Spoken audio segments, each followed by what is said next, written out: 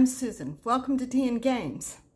So, over the weekend, this happened. I don't mean the tea mug. The tea mug didn't happen this weekend, it happened this morning. I mean all of this. Yes, shelves. We got Kallax shelves for the first time. Before this, we had board games squirreled away in rooms all over the house, on shelves all over the house, and it was just, I really didn't even know what all I had, how many games I had. I didn't even know how many shelves I should get. But we got shelves.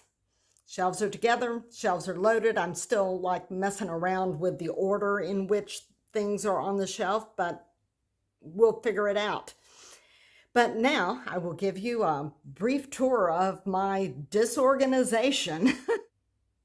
Starting from the top with my tea mug, which I squirreled away up there just because I didn't have any place for it. I can't really drink tea and hold the camera and do this. Good tea. Now, also on the top, that is my Voyages Roll and Write map, a dice bag, dry erase marker, and thing to erase.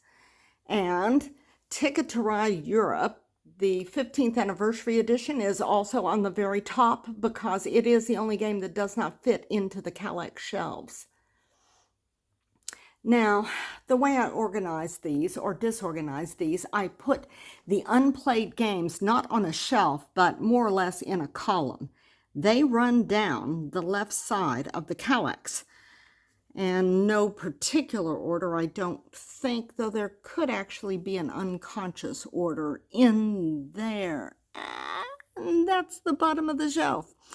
And my reason for going top to bottom in this is that some of these games we're going to play and we are just going to love them. So they're going to end up needing a spot near the top of the Kallax. And some of these are going to be games that we're just not going to get onto the table very often. And yeah, I'm looking at you, Gloomhaven, down there. It's probably its permanent spot on the bottom shelf. And that is kind of the way that I've organized these things in terms of how much we like them and how much we play them, going top to bottom. So that means that some of these unplayed shelves will migrate up and some of these unplayed games will migrate down, and moving on. Anyhow, top shelf, center, 2 cubes. We got kind of a thematic horror theme, Halloween theme going in that cube, and it's possible that it just ended up that way because we're playing Halloween games and we had a whole bunch of them out together.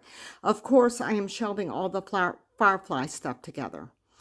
It might be worth noting that I am not generally keeping series together necessarily. Like Ticket to Ride Europe is on top because it is our favorite game and it doesn't fit in the Kallax.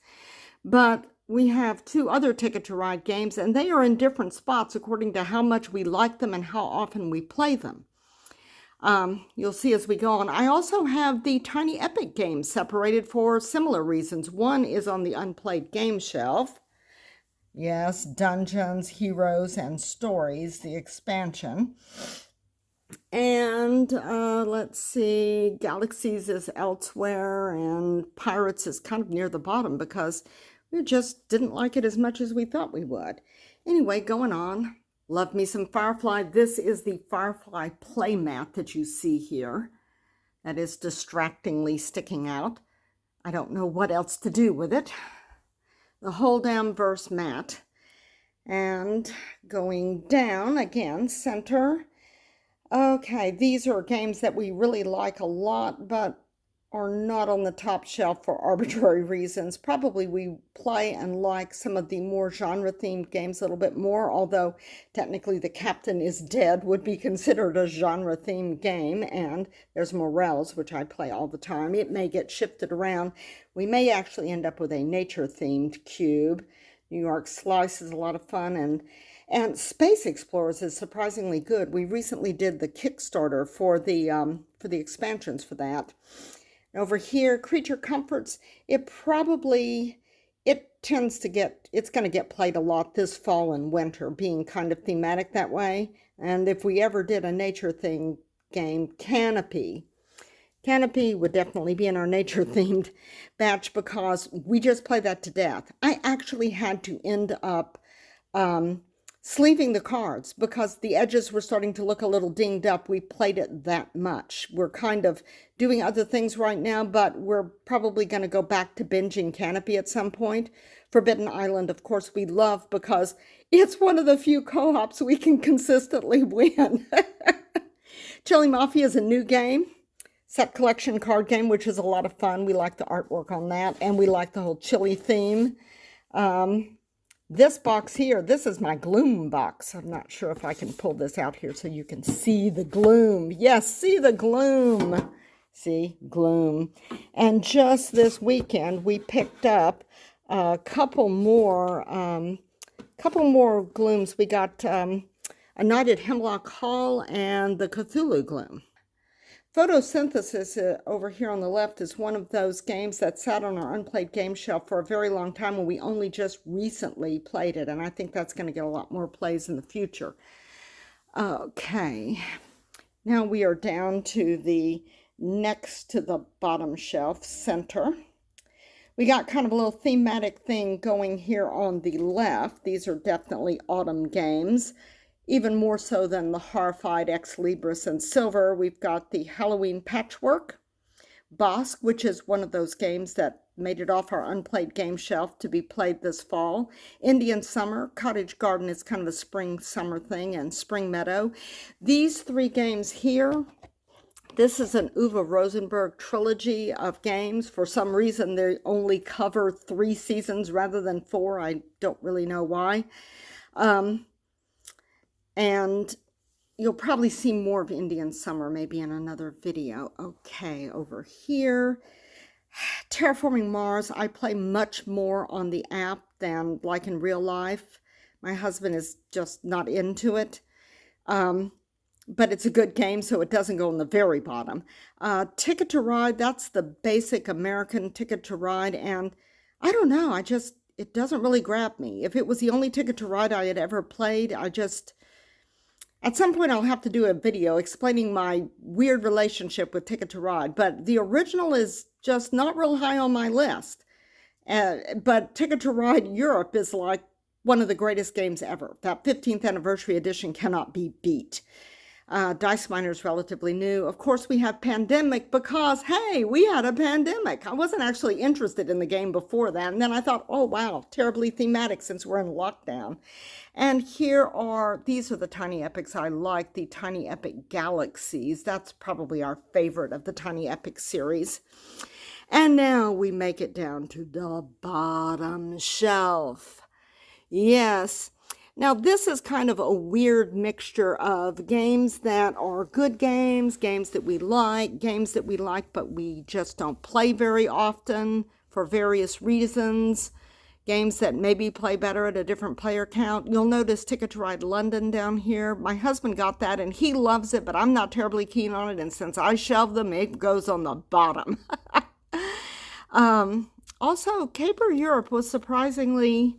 I don't know, we kept wanting to like it and kept playing it and not liking it. So I guess it's just us because by all accounts it is a very good game, but it just didn't click. Sometimes there are very good games that just don't click with particular people.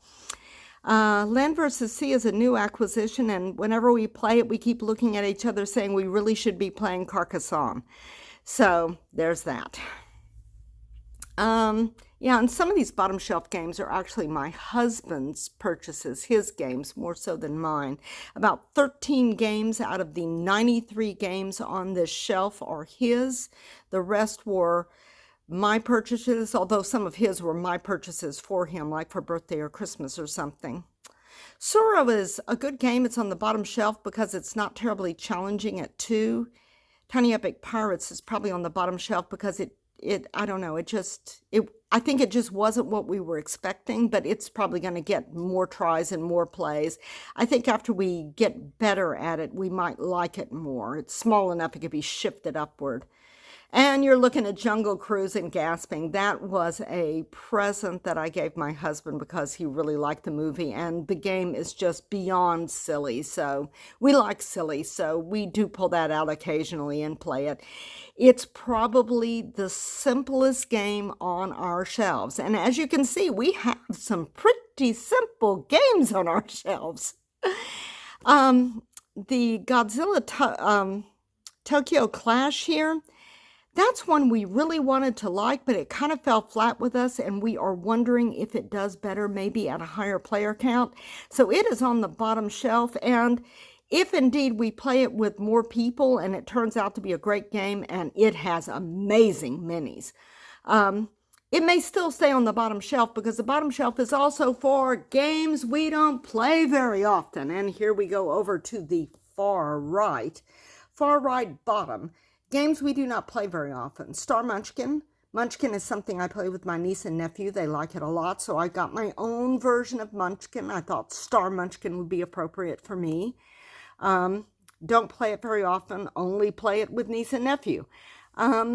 Cosmic Frog, which we both really liked, but I don't see it getting a lot of playtime. Takes a little bit of time. Seems like it might play a little bit better with more people. We've played it a couple of times. We like it, but I don't think it's going to see a lot of table time. Ditto for Sleeping Gods. And yes, I forgot totally to put Sleeping Gods in the first video about played games and unplayed games.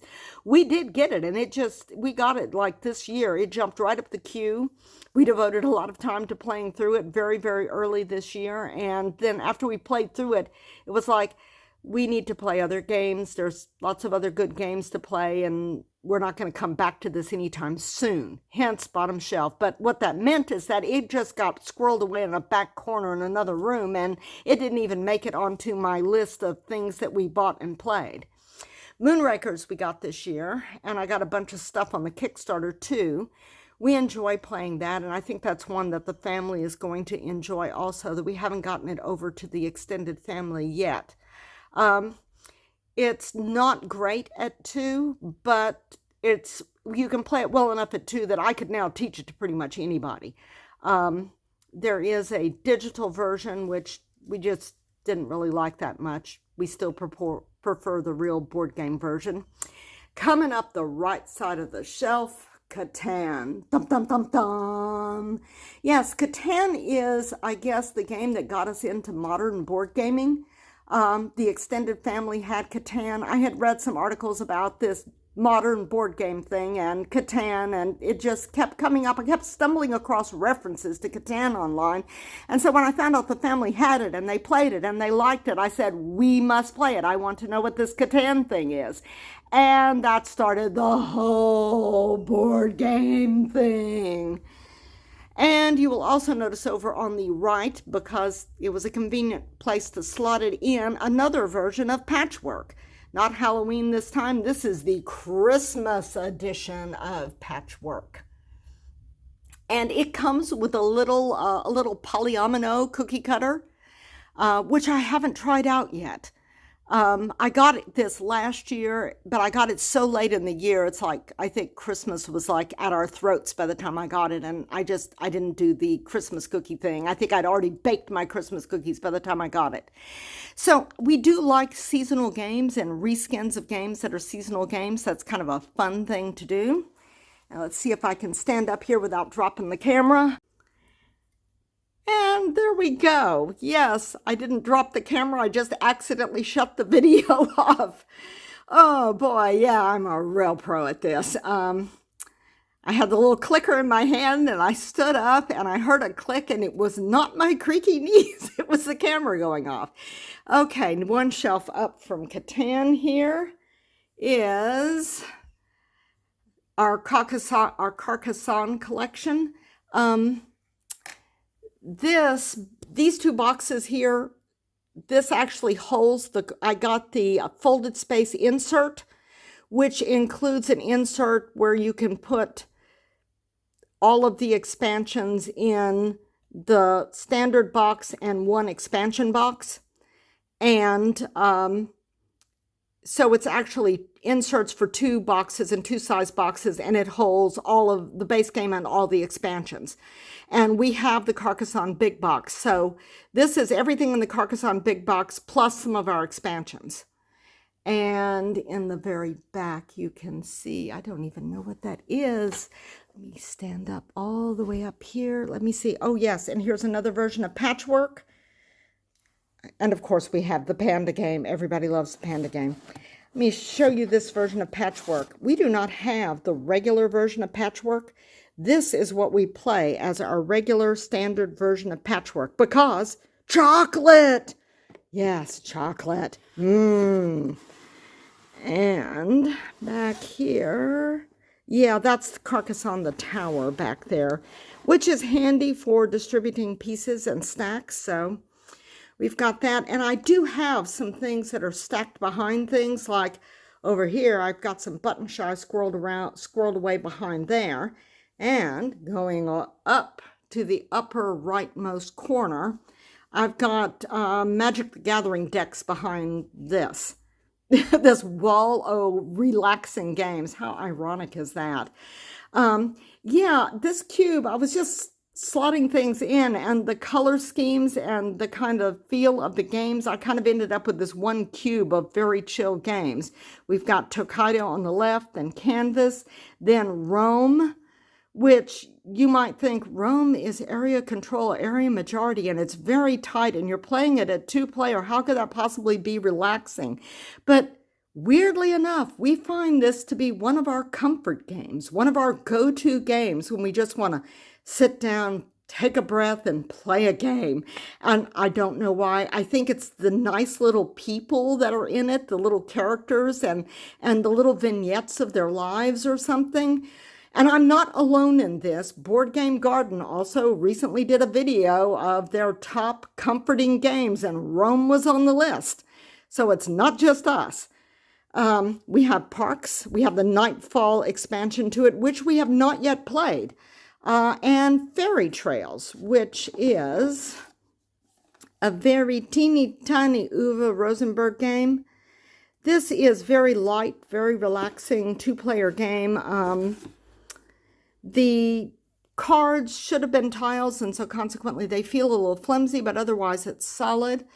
Botnik, which is another one of our go-to relaxing games, and Walking in Burano. And here we have the solo game. Yikes, here we go. Turn it over here. The solo game, A Gentle Rain, which I believe has now gone out of print, which is a damn shame because this is a good little game. Also, I win it a solid 50% of the time. I mean, I don't track my games on BGG, but I do track this game, wins and losses. I keep kind of a running tally, and I come up even 50% of the time. I win this game. So that's actually kind of interesting, particularly for a solo game. So let's see, here is the big overview here, the shelves.